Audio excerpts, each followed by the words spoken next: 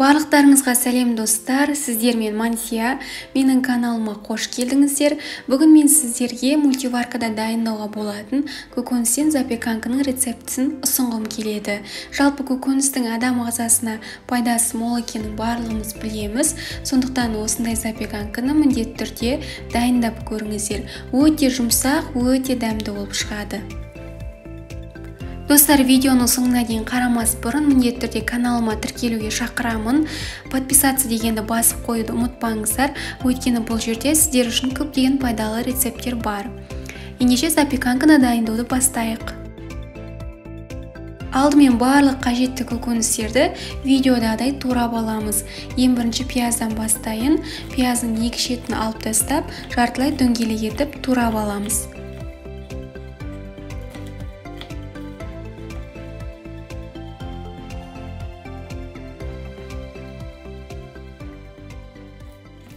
Сәбізді де дәл солай екіге бөліп, жартылай дөңгелек етіп турап аламыз. Кабачоктың да екі шетін ғана алып тастаймыз, сыртына алып қажеті жоқ, екіге бөліп, жартылай дөңгелек етіп тураймыз.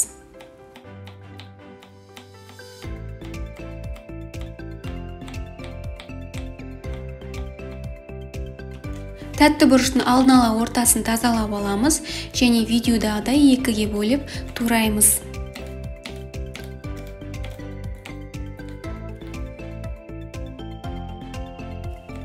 Қызанақтың видеодағыдай артық шеттерін алып тастаймыз және екіге бөліп, жартылай дөңгелек етіп тураймыз.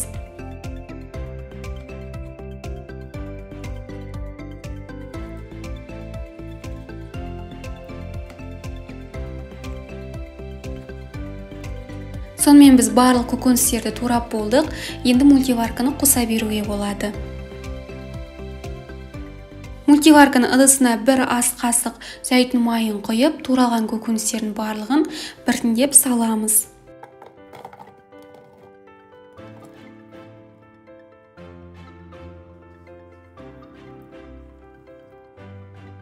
Көкөністерді салып болған соң бетін біркелкі етіп тегістейміз.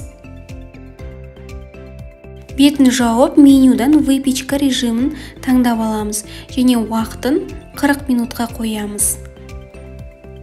40 минутқа қойып, қазір 10 минут қалған кезде біз бетіне заливка құямыз. Режимді қостық. Выпечка режиміне қазір бітуіне 10 минут қалған кезде мен бетіне петрушка саламын және де заливка құямын. Сол үшін петрушканы ұсақтап турап алып жатырмын.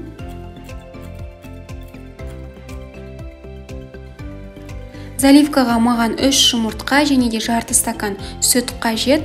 Бұл жерде мен ең бірінші жұмыртқаны тұзбенен бұрыш қосып, жақсылап араластырып аламын. Мен көкөністерге тұз қосқан жоқпын, сондықтан осы жерде көбірек тұз қосуды ұмытпаймыз. Жақсылап араластырып, жарты стакан сүтімізді құйып, қайтадан жақсылап араластырамыз.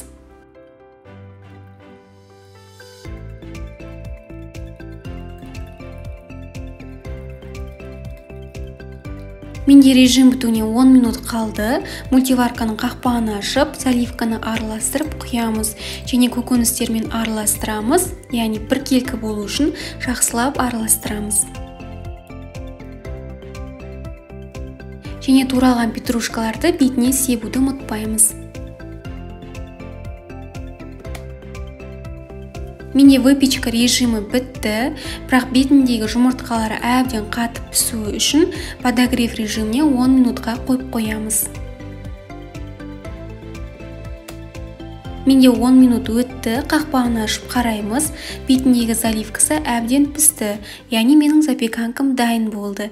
Енді бетіне үкіштен өткізілген ірімшіктерді себеміз. Мультиварка ыстық болғандықтан ол өзі еріп, езіліп кетеді. Достар, мына жерде айтып жіберейін, подогрев режимін қосатын кнопка міне осы 4 бұрышты кнопка. Және кез келген режим біткеннен кейін мультиваркада өшіретін кнопкада міне осы кнопка. Осы кнопканы басып, режимді аяқтап, содан кейін барып, мультиварканы тоқтан суырамыз. Міне бетіндегі сыр езіліп, қатып, менде осындай керемет запеканка дайын болды. Осы жерден ақ кесе беруге болады чашасынан. Өте дәмді, иісі аңқып, керемет болып шықты. Сіздер міндетті түрде дайындап көріңіздер.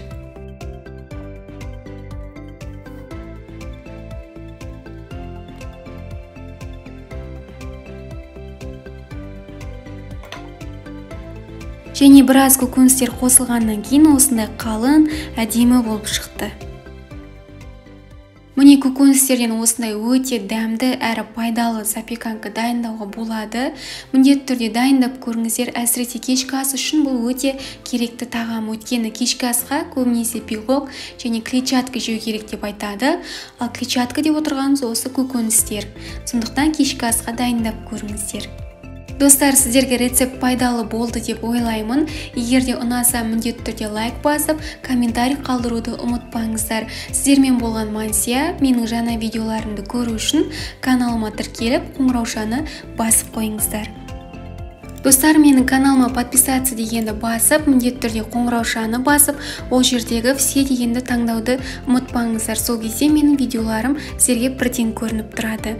Және менде басқа да көп деген плейлисттер бар. Осы жерде ыстық тағамдар, ПП емес, барлығын көруге шақырамын.